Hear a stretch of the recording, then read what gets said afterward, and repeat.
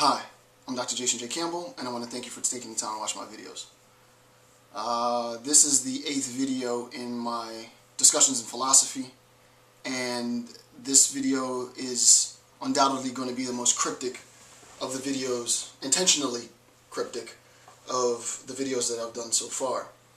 This video pertains to solipsism and an idea known as comportment. Not compartment, comportment. But before we begin this rather intentionally very cryptic video, I want to recite something to set the stage. "'Twas brillig in the slithy toves did gyre and gimble in the wabe. All mimsy were the borough groves and mumras outgrabe." That doesn't really make much sense.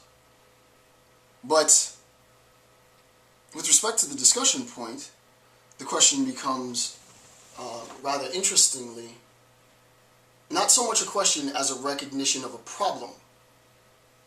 And that problem leads to an infinite many questions.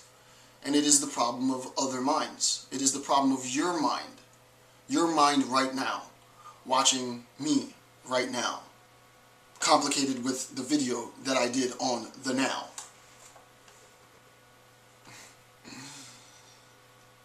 Now, with respect to the problem of your mind and all of the uncertainty that abounds in the problem of your mind is the relative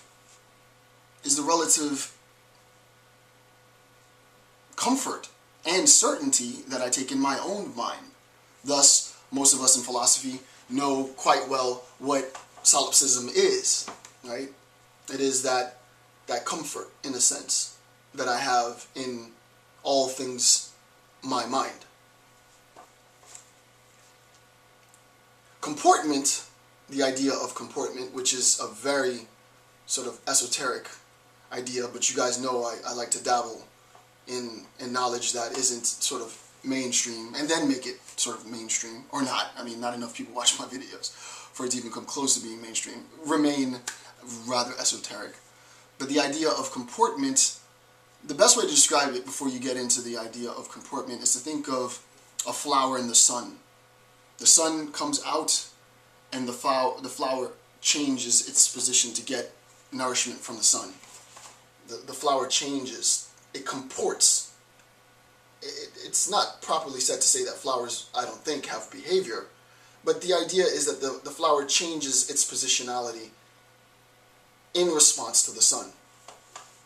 Comportment usually unfolds in terms of sort of our social actions, the way in which individual moral agents act socially.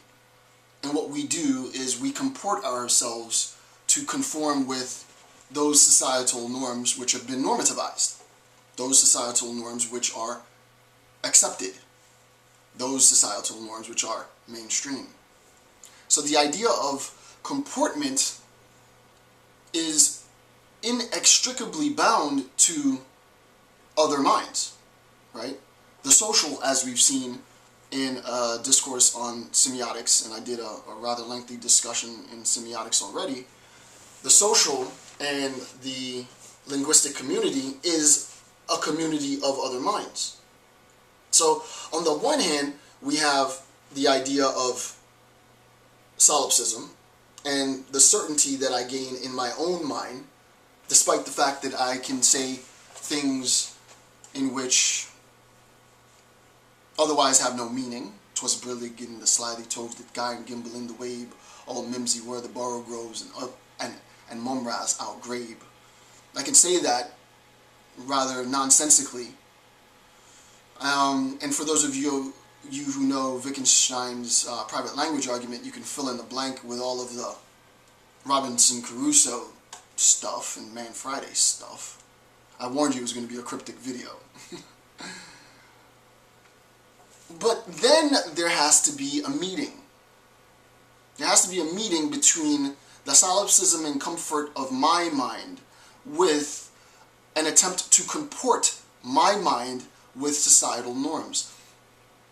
And I've recognized that this is a very dangerous point, and I'm not going to explain it. I'm not even going to allude to what it might be.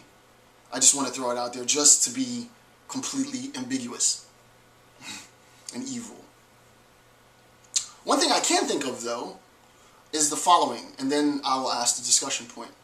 The one thing that I can think of, the one thing that I can start with in sort of a mock Cartesian methodological skepticism in which I doubt everything to try and arrive at something that I know for certain. We know some of the problems that Descartes had. Descartes had the problem of the linguistic community in the cogito. That's a very critical point, a rather philosophically complicated point, but he had the problem of the linguistic community in the cogito, where he just wanted to find himself.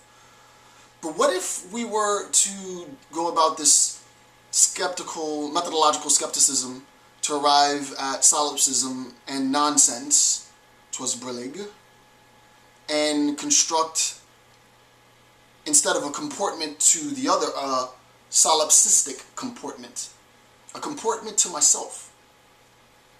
Sort of the conditions for the possibility of self-reflection in a very sort of Zen mentality. Rather than taking my effort to comport socially myself and my mind to that of societal norms and the community of others, rather I solipsistically comport myself to myself.